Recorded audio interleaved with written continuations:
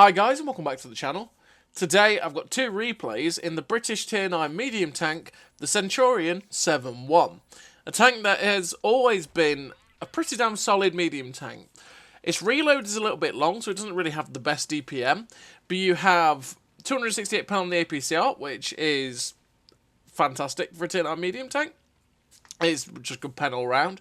And then you get the meme that is the British Hesh round. And that has 210 pen, which, when you're facing Tier 7s and 8s, you can pen quite a lot of them with it. And you can pen a lot of the squishy Tier 10s with it as well, which is really nice. It always was one of those tanks for me, though, where the gun liked to troll me. Like, a lot. It liked to troll me a hell of a lot. So it's a really accurate gun, right? So the gun's like 0.32 accuracy, which is really accurate, really, for a gun.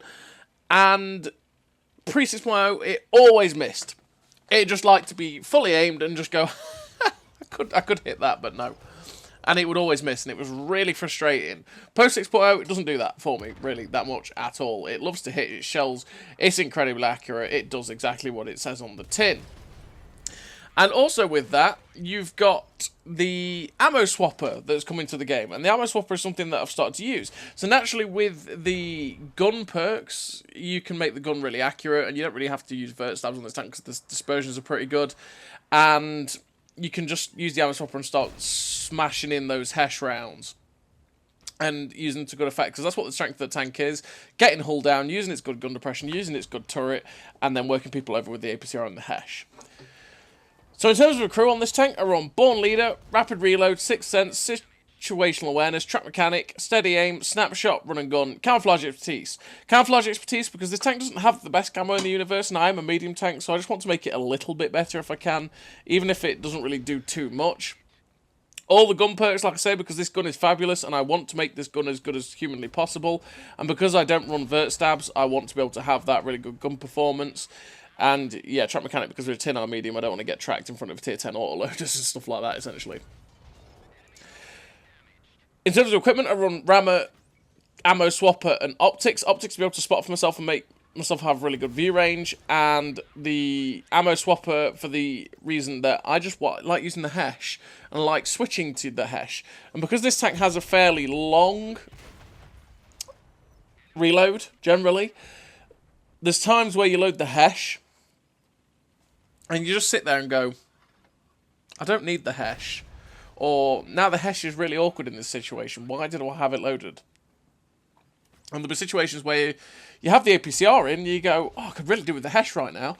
And with the ammo swapper, you can just switch between the two, which is always really, really nice when you're shooting at these juicy, juicy targets. So in this first game, on Great Wall, we've managed to do 3.5k damage. We managed to dispose of a 279E, which is always nice. And we managed to do a fair whack of damage. We're going into a Balsig, a Scorpion, and a Grilla, which is perfect Hesh territory for this tank, because we can just load the Hesh and go to absolute town on these guys. And as you can see, we switched from Hesh to APCR when we don't need the Hesh to kill something. So like that Scorpion there, I didn't want to risk hit him and just not penning him. So we just load the APCR and go straight through him. Now we're using the Hesh for this Grilla for 439. It's a bit of a low roll. Just making sure that I can't be seen from behind me, which I can't. Looking for the shell on the Balsig, but I can't quite get it because the 279E goes fully balls to the walls in on that guy. But we do manage to roll high enough with the Hesh to kill the Grilla, which is nice. Now we've got an E100 over here. We do have the APCR loaded because it's an E100, but because we've got the rear of the E100, we know that we could pen that Hesh round into his butt. We load the Hesh again, but it actually hits his engine deck there. The shell went high and hit his engine deck, which meant it didn't pen, which meant if we actually loaded APCR, we wouldn't have done anything whatsoever. We did 179, which is nice. We managed to get the shot in to track the E100, and we get a little bit of tracking, but unfortunately he repairs it, which means we don't get any more. But we do finish the game with 5 kills, 5.9k damage, the epic victory, top of the team. 654 assistance, 5.9k damage, ace tanker, the sniper, the high caliber, 1950 base XP. A really nice game for the Centurion 7-1. Honestly, it's such a solid Tier 9 medium tank. It does everything pretty well, because it's fairly mobile with a 50km/h top speed. You have that good pen on the APCR.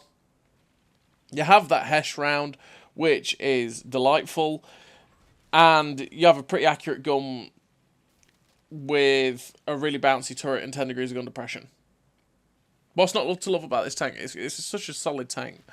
And like I say, it just used to be one of those frustrations for me back in the day, because it was just like the Chieftain gun was for me back in the day, where it just decided that it never wanted to work, and even though you were fully aimed, the shots would just miss anyway.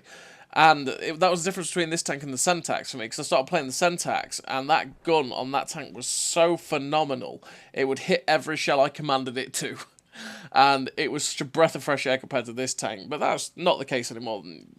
6.0 made everything more accurate, made everything a bit more friendly in terms of gun handling, which was always nice for these tanks like this that were a bit troll.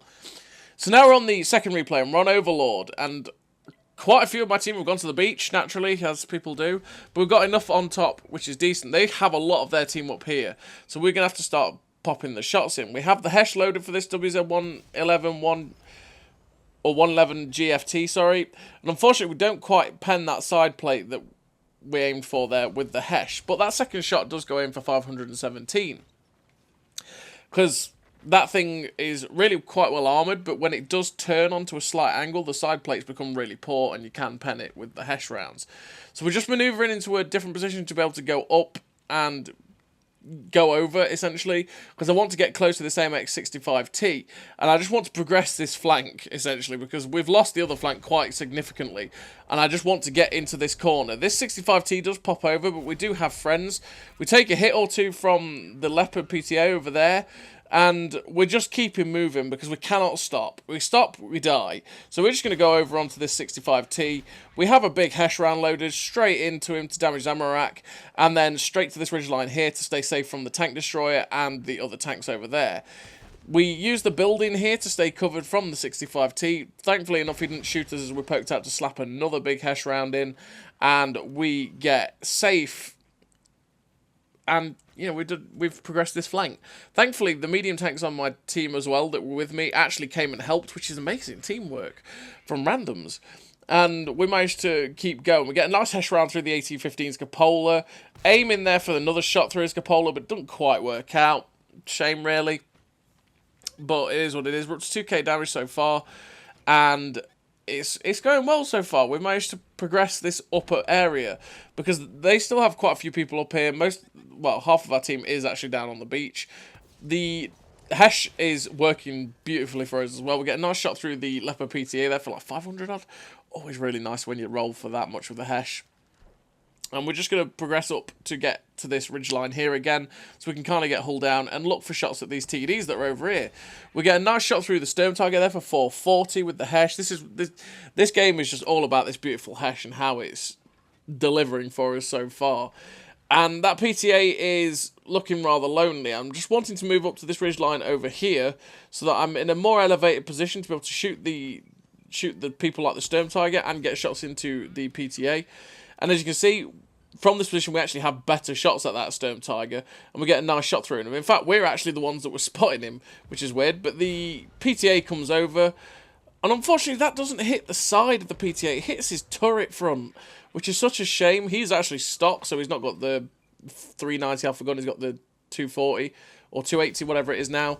There we go, we get a nice roll with the Hesh to shut down the Sturm Tiger, which is always great. Now the PTA is rather lonely in this bowl area, so we're just going to push over and shut him down. And we are now 7-5 up, which is pretty good. They've got tanks coming out of the beach, because our beach push actually died. We're just going to stay here and wait for them to come up. So this Conqueror is in a hull down position that we just got to be very, very careful of. And the 705A is actually staying safe from us. We get spotted though from behind. It's like, hang on a minute, what is that? Oh, it's a T22 medium. That is a rare beast. You don't see those all too often. But now we've got the dead wreck of the FE 4005 behind us. We can use this to try and stay safe from his rounds, which has happened. He managed to bounce and miss a shell on it. He managed to bounce and miss another shell into the 4005 as well, and we shut him down. Good use of the wreck there just to try and conserve our hit points. We go over to try and see if we can get a shot into the 705, but we have to wait for him to come over that ridge to get a shot into his lower plate or his drive wheel, which we managed to get with the APCR. And this is the perfect spot for us really to be able to use our gun depression. Unfortunately, Going for the side shot on the 705, the Conqueror goes, "Get down, Mr. President," and saves him from the shell. It hits the side of the turret and ricochets off the Conqueror, which is a sad time. But the Conqueror starts to turn around now and look at someone else. So we slap a big Hesh shell through the back of the turret. And we don't need the Hesh now to kill the Conqueror, so we just load the APCR and slap the shell through the lower plate. Now there's only 2 tanks left on the enemy team. There's a tank destroyer in the 705. We load the Hesh because we got up behind the 705. Put it in for 526. Really nice roll there. And he's gone. There's only 1 tank left on the enemy team. It's a tank destroyer.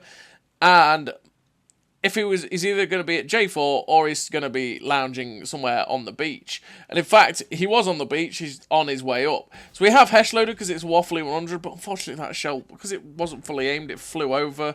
And we don't get another chance to shoot the waffle because he gets shut down by the Death Star. And finish the game with a nice total again for the Centurion 7-1. Finish with the victory. 4 kills, 5.9k damage, 1275 assistance. Ace tanker, the high caliber. 1904 base XP. Really nice game for the Centurion 7-1. Honestly, a very, very, very solid tier 9 medium tank in general. A hell of a lot of fun. Solid tank to play. Well worth going for. And it's British. What's more to love about it? So as always, everybody, thank you very much for watching. I'll see you next time.